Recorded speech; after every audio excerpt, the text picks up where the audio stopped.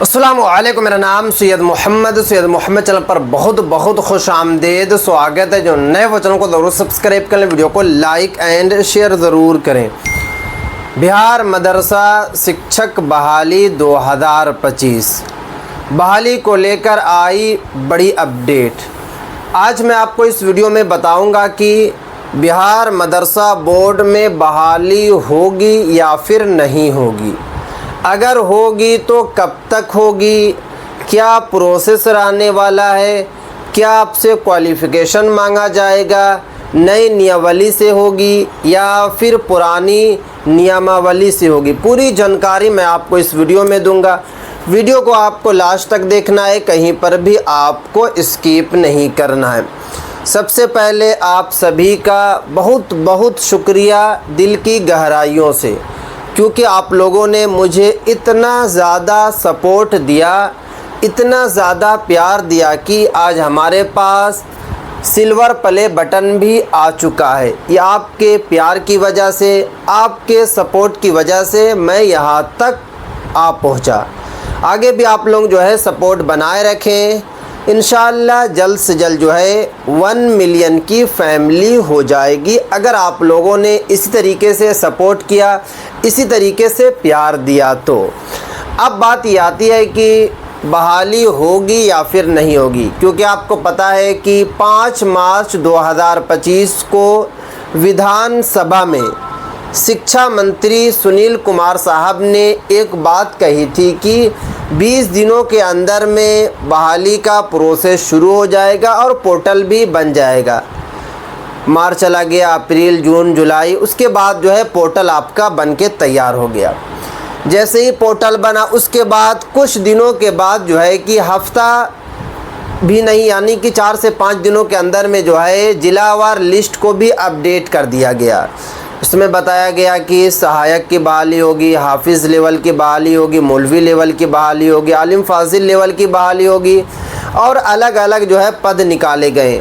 लगभग जो है 5300 से 5400 पद निकाले गए और बताए गए कि सभी ज़िला में, सभी मदारिस में जो है बहाली होगी। जो अनुदानित मदारिस है, जिसको सरकार वेतन दे रही है, जिसको सरकार जो है पेमेंट दे रही है, पूरे बिहार वासियों में खुशी की लहर दौड़ गई। सभी लोग खुश हो गए, क्योंकि कई सालों के बाद जो है कि वे पोर्टल भी बना और बहाली को लेकर जो है उम्मीद जगी।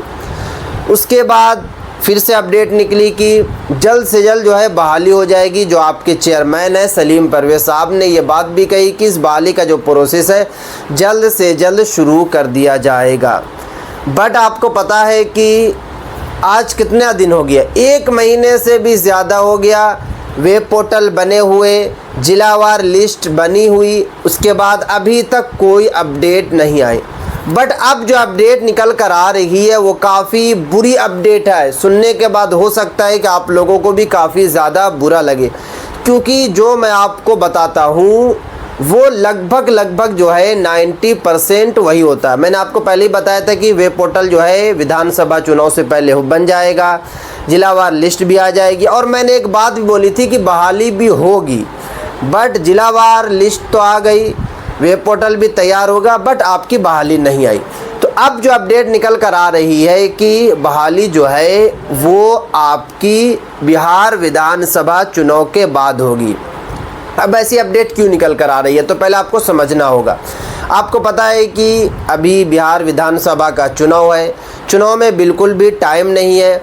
आचार संहिता भी जो है अब लगने वाला है, और जब आचार संहिता लग जाता है तो कोई भी सरकारी हो या फिर प्राइवेट काम नहीं होता है।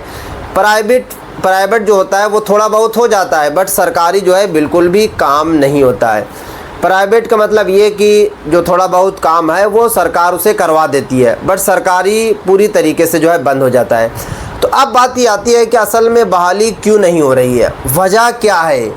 तो देखिए, वजह जो निकल कर आ रही है कि नीतीश कुमार साहब ने ये बात सोची थी कि बहाली का जो प्रोसेस है वो बिहार विधानसभा चुनाव से पहले किया जाएगा। क्यों किया जाएगा कि मुसलमानों का वोट लिया जाए, मदारिस के असातिज़ा किराम का वोट लिया जाए और जो बच्चे फॉर्म भरेंगे उनके माँ बाप, दादा दादी, नाना नानी का वोट लिया जाए। बट आपको पता है कि अभी जो रुझान निकल कर आ रहा है कि पूरे बिहार वासी यानी कि जो मुस्लिम समाज के लोग हैं जो बिहार में रहते हैं, सभी का यही कहना है कि इस बार जो है हम नीतीश कुमार साहब को वोट नहीं दे रहे हैं।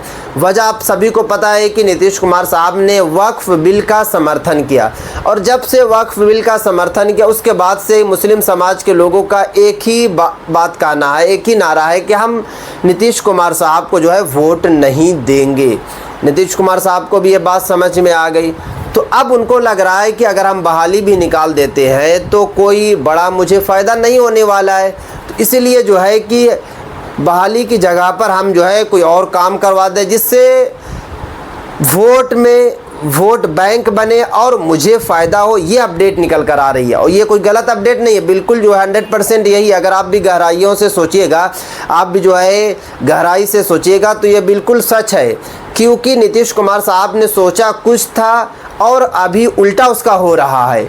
क्योंकि रुझान सभी को पता चल जाता है, और ख़ास करके जो लोग नेता हैं, जो लोग गद्दी पे बैठे हुए हैं, वो तो हमसे आपसे ज़्यादा तेज़ हैं। वो तो चेहरा देख के बता देते हैं कि इस बार जो है वोट किसका किस तरफ जा रहा है। तो मुस्लिमों का वोट आपको पता है कि तेजस्वी यादव साहब हो या फिर AIM हो, इनकी तरफ ज़्यादा वोट जा रहा है, नीतीश कुमार साहब की तरफ कम वोट जा रहा है। तो इसीलिए जो है फ़िलहाल जो है आपकी बहाली को जो है पोस्टपोन कर दिया गया है। अब कुछ भाई हमारे मैसेज करेंगे कि मोहम्मद भाई ऐसे कैसे हो सकता है, चेयरमैन साहब का तो कुछ कहना है। तो देखिए, चेयरमैन जो आपके हैं सलीम परवेज़ साहब, वो तोड़ मरोड़ कर बात करते हैं। अभी उनका जो है कुछ दिनों से इंटरव्यू पे इंटरव्यू चल रहा है। जैसे कि हमारे एक बड़े भाई हैं L2 भैया करके, आप भी उनको जानते होंगे, काफ़ी ज़्यादा फेमस है, मदरसा से रिलेटेड जो है काफ़ी अच्छी वीडियो वगैरह भी बनाते हैं। तो वो जो है 2 मरतबा उनका इंटरव्यू लिए हैं। अगर आप उनका इंटरव्यू सुनिएगा तो देखिएगा किस तरीके से तोड़ मरोड़ के बात कर रहे हैं। उस तरीके से और भी न्यूज़ वाले हैं और भी मीडिया वाले हैं जो लगातार उनका जो है इंटरव्यू पे इंटरव्यू ले रहे हैं। आज से नहीं, जब से वो चेयरमैन बने, यानी कि जून के महीने से चेयरमैन बने, 7 जून को चेयरमैन का पद उन्होंने संभाला, तब से ही उनकी बात अगर आप सुनिएगा तो आपको भी समझ में बात आ जाएगी कि वो बात किस तरीके से करते हैं। और काम कुछ नहीं हो रहा। अरे भाई, जब वो 4, 5, 6 महीना चेयरमैन बने हो गए तो काम क्यों नहीं हो रहा? क्या वजह है कि काम नहीं हो रहा? तो सरकार इस पर विचार क्यों नहीं कर रही है? चेयरमैन साहब जो सरकार से बात क्यों नहीं कर रहे हैं? अगर आप बात नहीं करेंगे तो कौन बात करेगा? मैं बात करूंगा।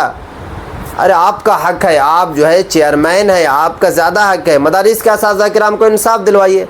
अभी मदारिस के असातिज़ा जो है पटना में बैठकर प्रोटेस्ट कर रहे हैं, क्योंकि असातिज़ा को भी लग रहा है कि हो सकता है कि हमारा कुछ हो जाएगा, क्योंकि आगे बिहार विधानसभा का इलेक्शन है।